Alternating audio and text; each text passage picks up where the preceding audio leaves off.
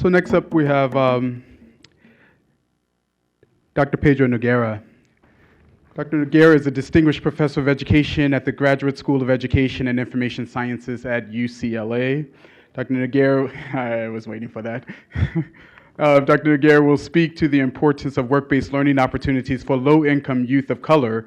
His research focuses on the ways in which schools are influenced by social and economic conditions, as well as by demographic trends in local, regional, and global contexts. If we can clap it up for Dr. Noguera.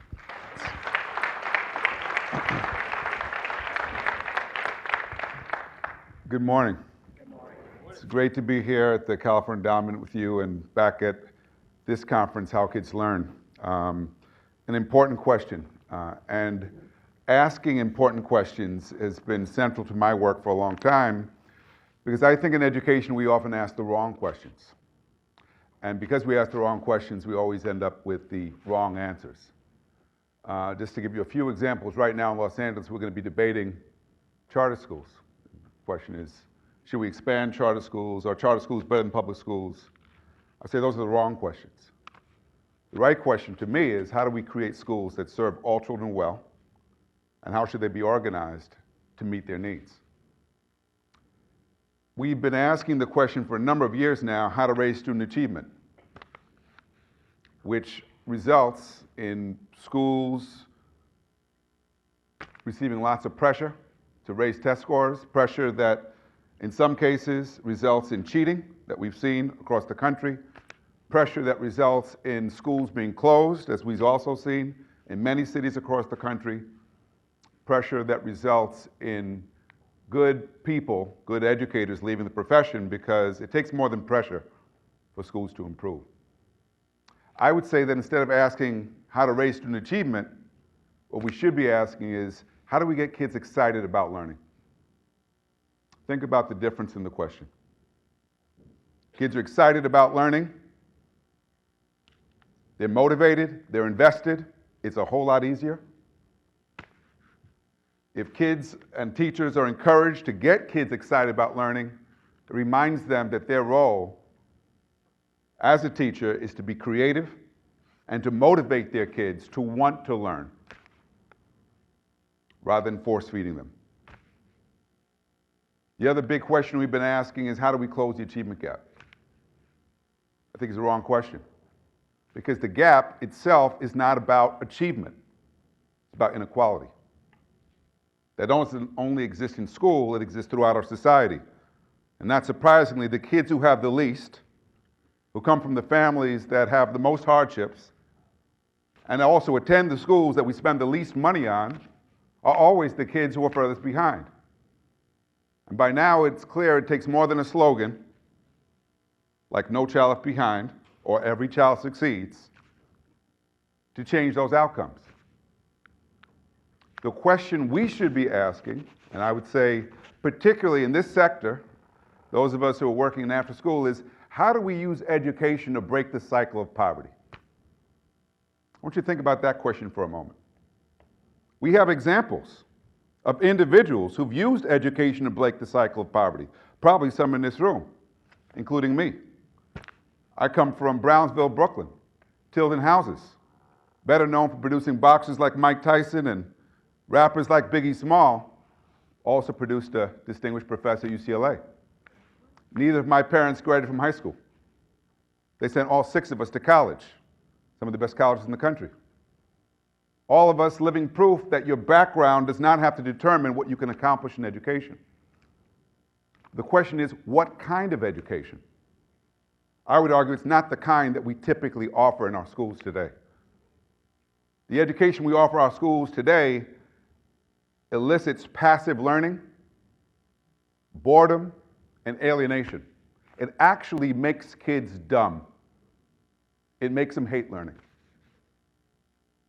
The kind of education we should be providing is an education that empowers, an education that gets kids to see how what they're learning in school can transform their lives, can help them to help their families, their communities, and that does much more than tell them that if you're lucky and if you work hard, your reward will be to escape.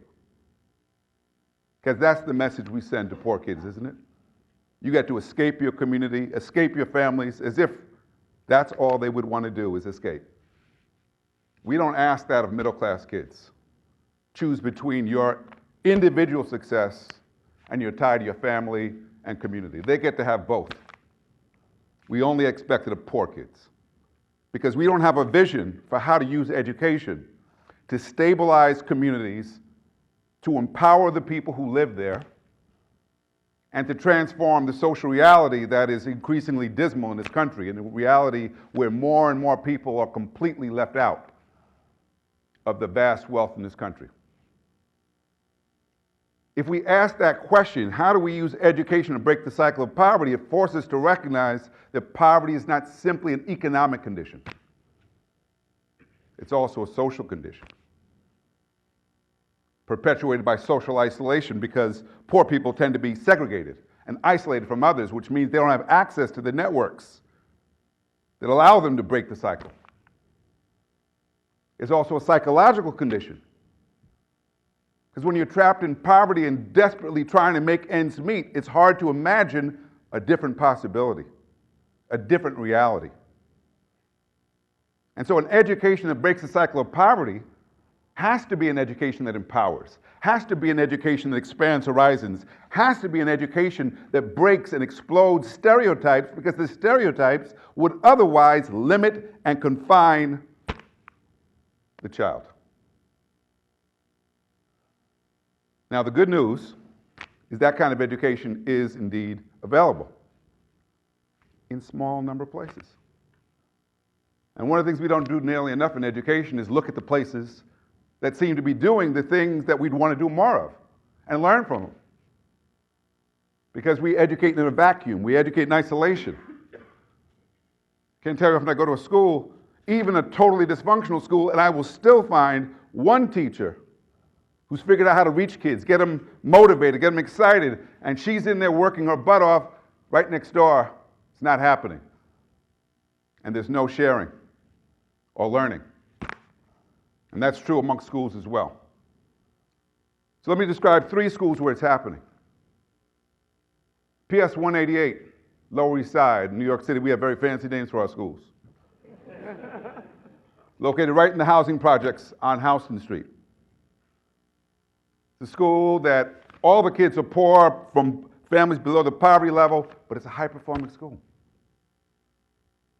It's a school that stays open every night till midnight. Kids are there till 6. After 6, it's available to the parents. And they run a juice bar and an internet cafe because they want a place for parents to come to receive support, to let them do job searches.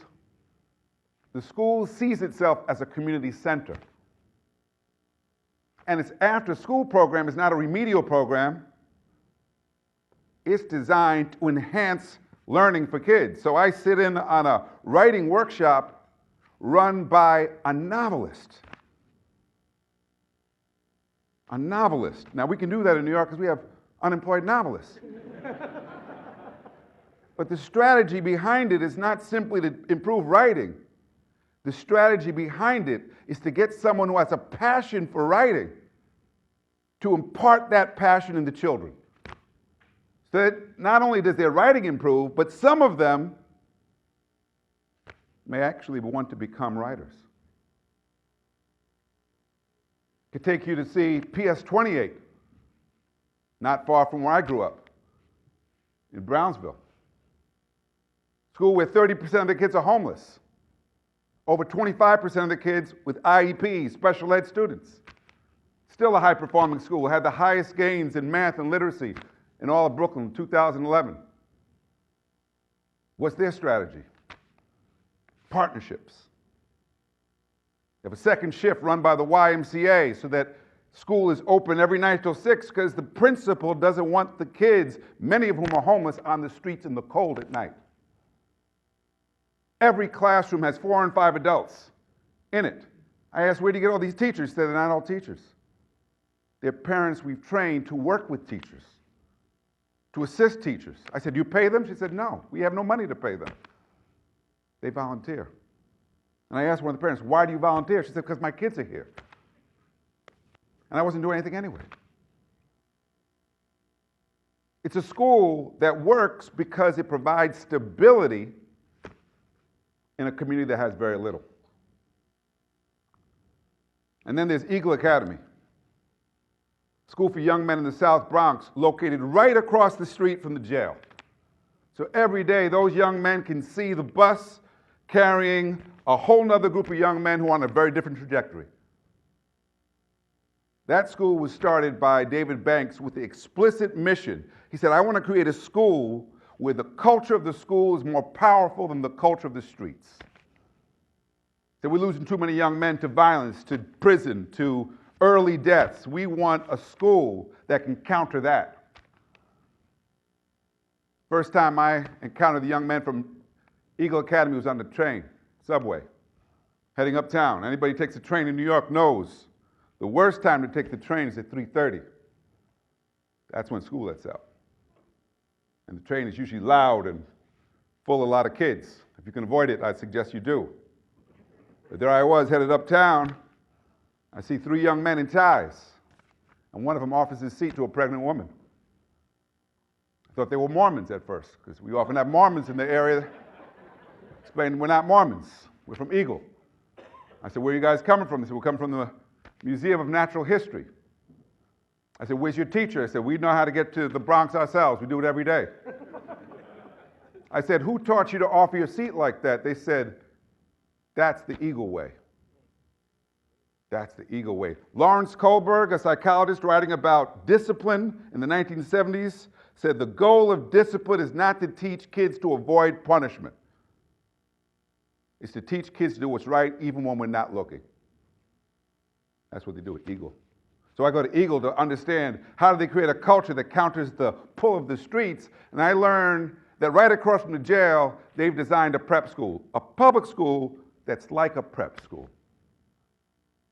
Like a prep school in every way because the kids have access to a broad array of extracurricular activities, from chess to fencing. I said, fencing? They said, the prep schools have it. To robotics. I got to see the robotics team in action. Part of a big competition where they bring kids from all over the country together to compete with their robots. I was asked to be a judge. I know nothing about robots, but there I am judging. And I find out the boys from Eagle Academy have come in 6th place out of 78 teams. So I go to share the news, and I tell them, you guys came in 6th place, and they start celebrating. I said, that's good, but only the top 3 teams get to go to the Georgia Dome for the finals. Who were the top 3 teams? Stuyvesant, Brooklyn Tech, Bronx Science. The teams, the schools that screen out all the other kids. Only the high achievers go there. So I said, 6th place is pretty good. Almost did as well as them. They said, well, we think so. I said, explain to me how you built the robot. They said, well, the first person to help us was our custodian. I said, the custodian helped you build a robot? They said, yeah, he gets us the parts. We know where he gets the parts from, but whenever we need parts, the custodian comes through. I said, well, that's good. I said, well, who else helped you? They said, well, our science teacher helped us. They point to this teacher, and he's asleep in a chair. I said, wow, he's out of it. And then he gets up, he says, listen, I've been up till 3 in the morning with these kids. He said, these kids have been working weekends and evenings for the last 3 months. I said, you guys work weekends and evenings? And they shake their heads. I said, you get paid? And nobody gets paid. I said, why? Why do you do it? He said, because we love this robot. I said, well, explain to me about the robot. And then they bring out their formulas, their physics. I understand none of it. I said, well, that's very good. So I said, well, what comes next? Came in 6th place. You don't get to go to the Georgia Dome. What would you like to do next? And all 11 of these young men said the same thing. They said they want to be mechanical engineers. Now, what's amazing about that is these are young men who come from neighborhoods where there are no mechanical engineers. Hard to visualize and imagine yourself being something that you've never seen, isn't it? Unless you're part of something that actually shifts your identity. So there you have it. What does it mean? How do we know if the education we're providing to young people is indeed empowering? Well, for one thing, they stop looking at the clock. they're so engaged that they're willing to put their time in. They're willing to work on their own time. They don't have to be told. They have to be stopped. It's said, time to go home. Secondly, when it's that powerful, it does shift the identity. They're able to imagine new possibilities for themselves. I can be a writer. I can be an engineer. I can certainly be more than what this community has in store for me, or this society has in store for me. But third, to shift and break the cycle of poverty, you've also got to engage those parents. I can't tell you how often I go to schools that believe they're going to do it in spite of the parents, not with the parents. That's because they've written them off. Think they're hopeless, too hard to deal with. All three of the schools I described, including Eagle, which is a high school, powerful partnership with parents. Partnership, which means parents are clear about their role, and, as is true in affluent schools, the parents hold the school accountable. And the educators know we work for them. And because they know they work for them, they treat their children with the dignity and respect they need and deserve. So I wanted to think about that. What are you doing with parents? How are parents involved in what you do? Are they your partners? Do they have voice? Do they have say? What are you doing to shift identity, to challenge the stereotypes that would otherwise undermine and limit and stifle? What are you doing to motivate, to engage, to get kids to own it, so that learning becomes just an extension of who they are, not something that's been imposed upon them by someone else? When we really think about how kids learn and how to use learning as a way to transform our society, transform the lives, particularly of those who need it the most, then we've got to realize that so much of what we're doing right now is wrong. It's not transforming anything. It's perpetuating the very patterns that we know contribute to these deeply embedded inequities. We need something new, something very different. I hope that's what this is about. Thank you.